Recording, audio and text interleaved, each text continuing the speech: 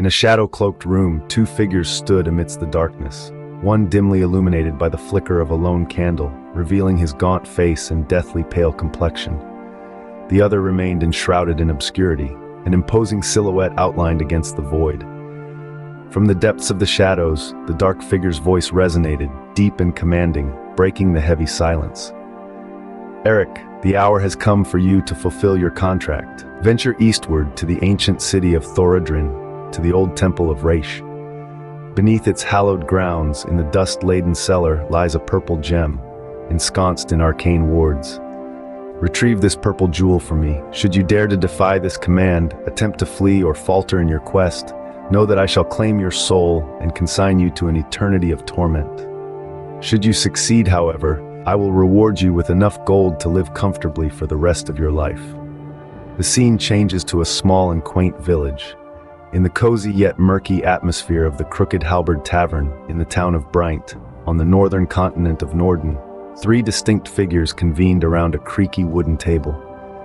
Eric, a human warlock man with brown eyes and a pale complexion, with a shaved face and dark hair, and wearing a dark robe.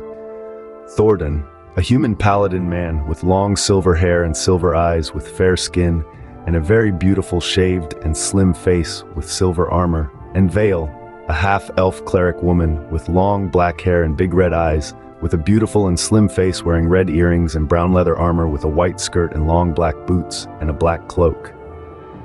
Eric, with his sharp eyes and sharper tongue, leaned forward, his voice low but compelling.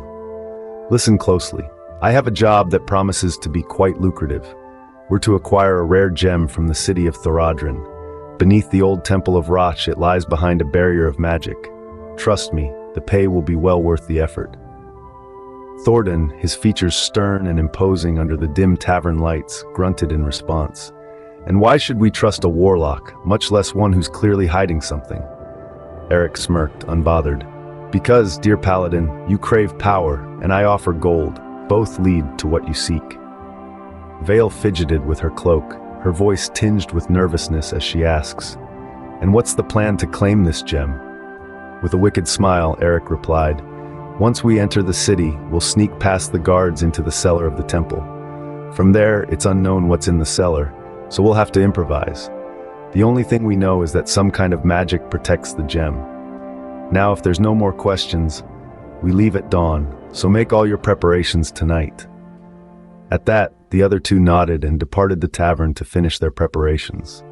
Their journey began at dawn, with the path looking clear, until a massive crocodile lunged out from the river near the road. The beast's scales glimmered like dark emeralds in the sunlight. "Stand back!" Thordan bellowed, drawing his sword as he stepped forward. "I'll handle this beast." Vale, quick to react, cast a protective spell. "Just don't get yourself killed." As Thordan fought the creature, Eric launched a flurry of arcane blasts. After a tense battle, the crocodile lay defeated. The adventurers quickly harvested what they could from the creature, continuing their journey with renewed caution. Though the next day was uneventful and their travels were easy.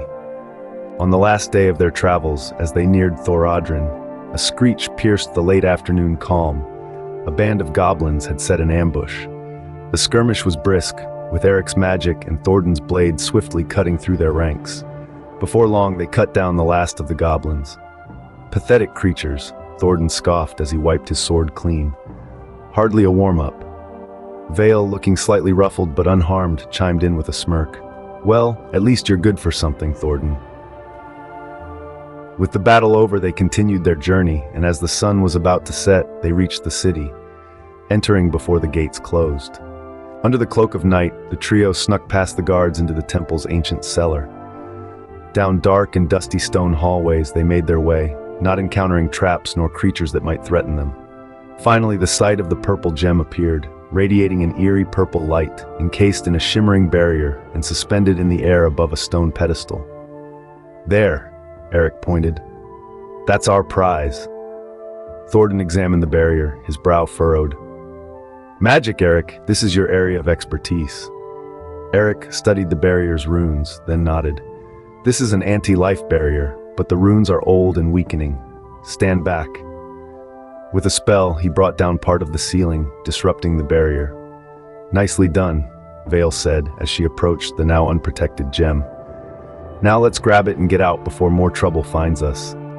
Eric reached forward and plucked the gem from the air, but upon doing so, it seemed as if he ripped a hole in space, leaving a spiraling void where the gem had once been. Vale nervously voiced her concerns. That doesn't look good. Eric replied callously, "It's not our concern. We'll get out of here and leave the city. Heading north, just outside the city, I have a cottage. There we'll meet someone to hand the gem over to and collect our reward," before turning and walking towards the exit of the cellar. Thordan and Vale looked at each other silently for a moment, then quickly followed after Eric. Finally, after leaving the city silently, the group arrived at Eric's secluded home, a dimly lit cottage with paintings depicting devils and candles all around.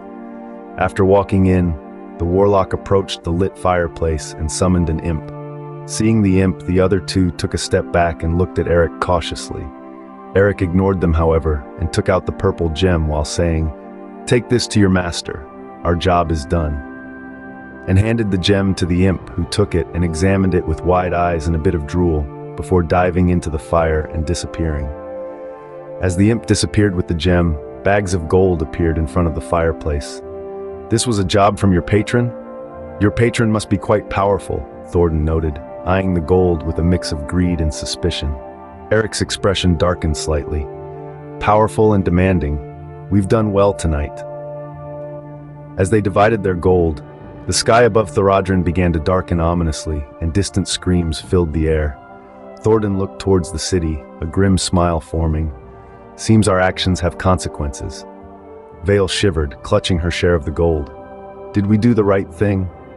Eric watched the city from a distance, his thoughts unreadable. "It's done now. I suggest we get far away from here." That's the end of this video, but the story has just begun. If you enjoyed the first part of this series, give a like on the video and subscribe to the Dragon Emperor to stay tuned for part 2 of Qualth's epic story.